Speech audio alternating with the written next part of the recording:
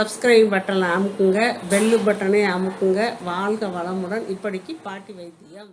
உங்கள் பாட்டி பேசுகிறேன். இப்போ பலாக்கா, பிஞ்சு பலாக்கா இருக்குல்லப்பா, இப்போ பெருசாக இருந்தால் தான் அது பழமாக்கும். பலாக்காய் எல்லாத்துக்கும் தெரியும். அந்த பலாக்காயில குட்டி பிஞ்சு, அதை அந்த இதெல்லாம் அந்த முழுமுழா இருக்கிறதெல்லாம் சீவிட்டு நறுக்கி வச்சு சமைச்சா சூப்பராக கறி மட்டன் மாதிரி இருக்கும்பா. கறி குழம்பு மாதிரியே தான் அது வைக்கலாம். இப்போ பாருங்கள், இப்போ பலாக்காயை நறுக்கி நிறையா இருக்குது, நான் எடுத்து வச்சுருக்கேன். இந்த அளவு போதும் இன்றைக்கி நம்ம குழம்பு வைக்கிறதுக்கு. இதில் பொரியல் பண்ணலாம், கூட்டு பண்ணலாம். பொரியல்லாம் இன்னும் கொஞ்சம் பொடிசாக வெட்டி பொரியல் பண்ணால் சூப்பராக இருக்கும். இப்போ நான் குழம்பு வச்சு காட்டுறப்ப இதை இந்த அடுப்பில் தண்ணி வச்சுட்டு தூக்கி போட்டுட்டு அடுத்து உங்களுக்கு என்ன செய்யணும்னு காட்டுறேன். கொதிச்சிருச்சுப்பா தண்ணி. இந்த பலாக்காயை, நறுக்கின பலாக்காயை உள்ளே போட்டுடலாம். மூடி வச்சாச்சு, வேகட்டும்.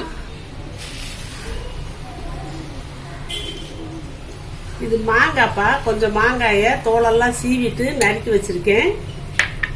புளி சும்மா இவ்வளோ தண்டி புளி, ஒரு சின்ன நெல்லிக்காய் இருக்குல்ல, நெல்லிக்காயில ரொம்ப பெருசாக இல்லாமல் அளவான நெல்லிக்காய் அளவுக்கு புளியை ஊற வச்சு கரைச்சி வச்சிருக்கேன். தேங்காய் சில்லு ஒரு இவ்வளோ தண்டி சில்லை கீச்சு வச்சிருக்கேன்ப்பா. இது கசகசா ஒரு அரை ஸ்பூனு, சோம்பு அரை ஸ்பூனு. இது குழம்பு மிளகாப்பொடி ஒரு 3 ஸ்பூன் வச்சிருக்கேன். வெங்காயம், சாம்பார் வெங்காயம் 100 கிராமு உரிச்சு வச்சிருக்கேன். இது தக்காளி 1 போதும். இஞ்சி பார்த்தீங்களா இந்த அளவு இருக்கு. இதை தட்டி நம்ம போட்டுக்கலாம். இது பூண்டு நல்லாவே போட்டிருக்கேன். இது பலாக்கா கொஞ்சம் வாயு சம்பந்தமானது. ரெண்டாவது நம்ம கறி குழம்பு மாதிரி வேற வைக்க போறோமா, அதனால இதெல்லாம் போட்டால் ரொம்ப நல்லாவும் இருக்கும், உடம்புக்கும் நல்லது. அதனால நான் இதை போட போறேன். இதெல்லாம் நம்ம போட்டுட்டு இந்த காரம் சரியா போகும்னு நினைக்கிறேன். பத்தியும் பத்தாதுக்கு ஒரு பச்சை மிளகா 2 பச்சை மிளகா அவங்க காரத்துக்கு தகுந்தாப்புல கீரி போட்டுக்கலாம்ப்பா. இந்த மாங்காயும் இதுக்குள்ள போட்டுறேன். மாங்காய் நல்லா வெந்து குழஞ்சா புளிப்பெல்லாம் இறங்கும்.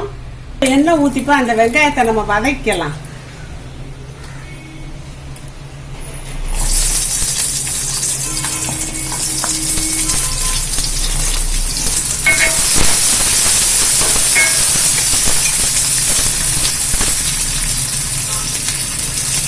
கொஞ்சம் கருவேப்பிலையை போட்டு வதக்கலாம்ப்பா.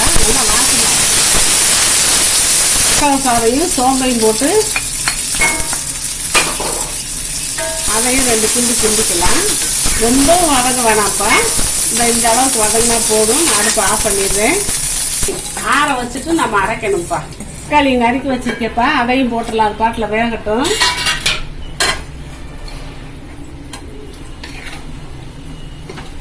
இந்த வெங்காயம் வதக்கின வெங்காயத்தை மிக்சியில் போட்டுக்கலாம்ப்பா. இஞ்சியை இதில் தட்டி போட்டுக்கலாம். பூண்டையும் போட்டுக்கலாம்ப்பா. தேங்காயும் போட்டுக்கலாம். தேவையான அளவு தண்ணி ஊற்றியாச்சுப்பா. இதை அரைச்சி இப்போ நான் காட்டுறேன் உங்களுக்கு. இப்போ இதில் குழம்புக்கு தேவையான அளவு உப்பு போட்டுக்கலாம்ப்பா.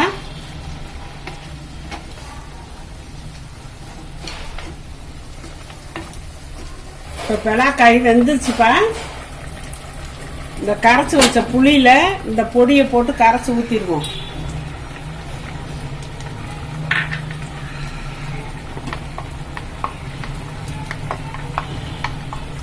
இதில் கொஞ்சம் மஞ்சப்பொடி கூட போட்டுக்கலாம்.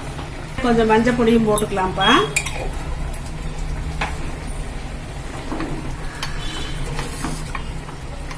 இதில் ஊற்றிடலாம், குழம்புல ஊற்றிடலாம்.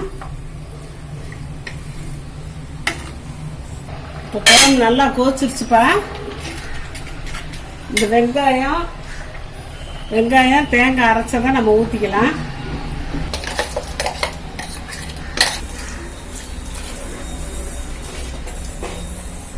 இப்போ பலாக்காய் வெந்துருச்சு. இது ஒரு கொதிக்கவும் இதை ஆஃப் பண்ணிக்கலாம். கொத்தமல்லி இலையா பொடியை நறுக்கி வச்சிருக்கப்பா, கொஞ்சம் அதையும் போட்டுக்கலாம். இப்போ இதை தாளிச்சுக்கலாம்ப்பா. குழம்பு ஒரு கொதிக்கவும் ஆஃப் பண்ணிக்கலாம்.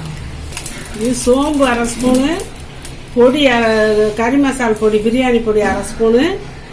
இது கல்பாசிங்கிறது ஒரு அரை ஸ்பூன் அளவு எடுத்து வச்சிருக்கேப்பா. 3ஐயும் போட்டு கருவேப்பிலை போட்டு தாளிக்க போறேப்பா. ஒரு ஸ்பூன் எண்ணெய் ஊற்றிக்கிட்டேன். 3ஐயுமே போட்டுடலாம்ப்பா. கருவேப்பிலை போட்டாச்சு.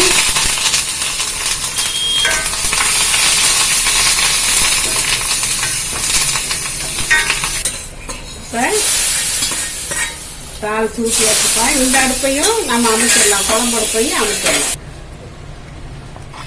இப்போ அப்படியே இந்த பாருங்கப்பா, இந்த கறி குழம்பு மாதிரி இருக்குப்பா. டேஸ்ட்டும் மனமும் அவ்வளோ நல்லா இருக்கும். பலாக்காயில் வந்து அவ்வளோ சத்து இருக்குது. சத்து ஓவராக இருந்தால் வாயுன்னு சொல்லுவாங்க, அந்த மாதிரி இது.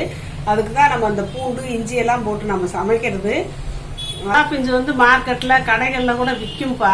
நம்ம பலா மரந்தே நம்மளுக்கு வேணும்னு இல்லை, இல்லாதவங்க கடைகள்லாம் மார்க்கெட்ல எல்லாம் விற்கும். சும்மா சின்ன சின்ன பிஞ்சா விற்கும். வாங்கிட்டு வந்து வெட்டி கட் பண்ணி செய்ய உடம்புக்கு நல்லதுப்பா. அதில் வந்து துவர்ப்பு சக்தியும் இருக்குது. நம்ம இப்படி குழம்பு வச்சா அப்படின்னு நல்லா இருக்கும். இதில் பொரியல் பண்ணலாம், கூட்டு வைக்கலாம், எல்லாம் உங்களுக்கு செஞ்சு தரேன். எங்களுக்கு இவ்வளோ வேண்டிய பலாக்காய் வந்து வாங்கிட்டு வந்தேன். அவ்வளவு போடலாம், பாக்கி வச்சுருக்கேன். நான் ஒன்றா செஞ்சு காட்டுறேன்ப்பா. இந்த பாருங்க, இந்த இதை வச்சுக்கிட்டு காய் அப்படி கடிச்சு சாப்பிட்டோம்னா அவ்வளோ சூப்பராக, நம்ம மட்டன் சாப்பிட்ட மாதிரியே தான்ப்பா இருக்கும். சூப்பராக இருக்கும். வாழ்க வளமுடன். இப்போ நிறைய பேர்ப்பா நான் அவங்க கொஸ்டினுக்கு ஆன்சர் சொல்கிறதுலன்னு கேட்குறாங்க. சொல்லிக்கிட்டு தான்ப்பா இருக்கேன். நான் அதுக்குன்னு சொல்லி பார்வையாளர்கள் கேள்வி பதில் நான் போட்டிருக்கேன். அதை பார்த்துக்கோங்கப்பா. அதை பார்த்தீங்கன்னா உங்களுக்கு தெரியும். நான் வரிசையாக கேள்வி பதில் போட்டுக்கிட்டே இருக்கேன். அதில் போட்டு பார்த்தீங்கன்னா நீங்கள் கேட்ட கேள்விக்கெல்லாம் நான் பதில் சொல்லிடுறேன்ப்பா. அதை கட்டாயம் நீங்கள் பார்த்து தெரிஞ்சுக்கோங்க. சப்ஸ்கிரைப் பட்டனை அமுக்குங்க, பெல்லு பட்டனை அமுக்குங்க. வாழ்க வளமுடன். இப்படிக்கு பாட்டி வைத்தியம்.